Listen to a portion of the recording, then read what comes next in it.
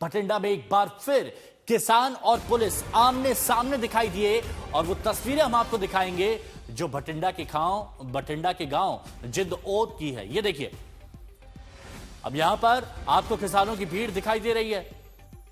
किसान और पुलिस के बीच झड़प देखने को भी यहां पर मिली और इस बीच पुलिस की तरफ से आंसू गैस के गोले दागे गए। ये देखिए, आंसू गैस के गोले यहां पर दागे जा रहे हैं।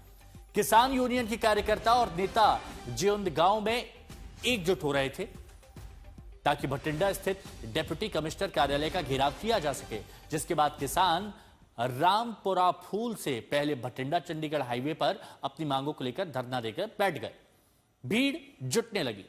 पुलिस फोर्स किसानों को रोकने के लिए वहां पर पहुंची, लेकिन किसान नहीं माने और जिंदोद गांव में किसानों और पुलिस के बीच टकराव हो गया। ये तस्वीरें आप देखिए, आंसू गैस के गोले दागे गए, भारी हंगामा यहां पर हुआ। एक तरफ किसानों की भीड़ है तो दूसरी तरफ पुलिस फोर्स है। किसानों की मुख्य मांग है कि जेल में बंद उनके दो साथियों बलदेव सिंह और शगनदीप सिंह को तत्काल रिहा किया जाए।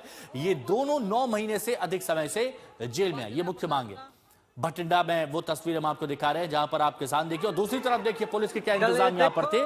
पुलिस ने भी बैरिकेडिंग यहां पर की हुई थी। पुलिस किसानों को रोकने की कोशिश कर रही थी, लेकिन जब किसान एकजुट होकर हाईवे पर बैठ गए धरना देने के लिए, उसके बाद फिर आमना सामना हुआ पुलिस और किसानों का। फिर हंगामा होता है, किसान अपनी बात पर अडिग हो जाते हैं, आंसू गैस के गोले पुलिस की तरफ से छोड़े जाते हैं। कमलजीत संधू इस वक्त हमारे सहयोगी हमारे साथ में मौजूद है, सीधे उनका रुख करेंगे। कमलजीत, इस वक्त क्या हालात वहां पर हो रहे हैं? क्या सिचुएशन कंट्रोल में आ चुकी है या फिर नहीं?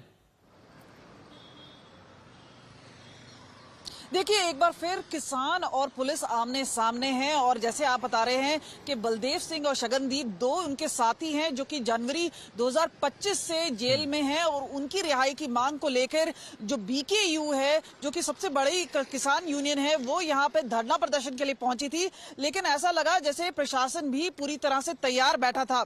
उनको पहुंचना था डीसी दफ्तर के बाहर, जहां पर एक बार पत्थरबाजी शुरू होगी। उसके बाद हमने देखा किस तरह से पुलिस की तरफ से जवाबी कार्रवाई में आंसू के गोले दागे गए और वहां से सिचुएशन आउट ऑफ कंट्रोल दिखती नजर आई। लेकिन आपको ये बता दें कि ये सिचुएशन ऐसी ही चलेगी क्योंकि मांगे अभी भी बरकरार हैं। उनका ये भी कहना है कि कई ऐसी एफआईआर की गई हैं किसानों के खिलाफ जो कि वापस कर दी जानी चाहिए। दूसरी ओर उनका ये भी कहना है कि कई और मुद्दे हैं, चाहे हम बात करें जमीन का मुद्दा हो, चाहे बात करें स्कूल का मुद्दा हो, ऐसे कई मुद्दे हैं जो कन्वर्जेंस पॉइंट बन रहा है। लेकिन सबसे बड़ा मुद्दा उनके सहयोगी दो सहयोगी जो कि बंद हैं उनको लेकर है और जाहिर सी बात है टेंशन का माहौल जारी है और इसी बीच में इस तरह के आंसू गैस के गोले हैं वो दागे गए हैं सिचुएशन को कंट्रोल में लाने के लिए। तो अभी कुछ रिजल्ट निकलता हुआ दिखाई दे रहा है क्योंकि हम देख रहे हैं कि भारी तादाद में पुलिस भी वहां पर डिप्लॉय है, किसान भी वहां पर एकजुट हैं। तो ऐसे में दो तरफा तनाव देखा जा रहा है। तो क्या कोई रास्ता बीच में अभी निकल पाया है बातचीत का? देखिए, अभी तक कोई रास्ता नजर नहीं आ रहा है, लेकिन किसानों की मांग है वो पहले की ही है। यानी कहीं ना कहीं ऐसा लग रहा है कि कहीं ना कहीं घुटने नहीं टेकना चाहती है सरकार। और आप देखिए कि 1 साल रह चुके हैं पंजाब में इलेक्शंस को, उससे पहले हमने देखा है कि कितनी बार किसान हावी होने की कोशिश करते रहे हैं सरकार पर और इसी बीच में एक लॉ एंड ऑर्डर की सिचुएशन बनती है और यहाँ पर जहाँ पे पत्थरबाजी चल गई है वहां पे उनकी कोशिश है कि कहीं और सिचुएशन एस्केलेट ना हो जाए। लेकिन जब तक मांगे नहीं मानी जाती हैं तो कोई बीच का रास्ता तो नजर आ नहीं रहा है। लेकिन उम्मीद ये की जा रही है कि कुछ समय निकलने के बाद सिचुएशन काम डाउन हो जाएगी और उसके बाद सिचुएशन अंडर कंट्रोल आ जाएगी।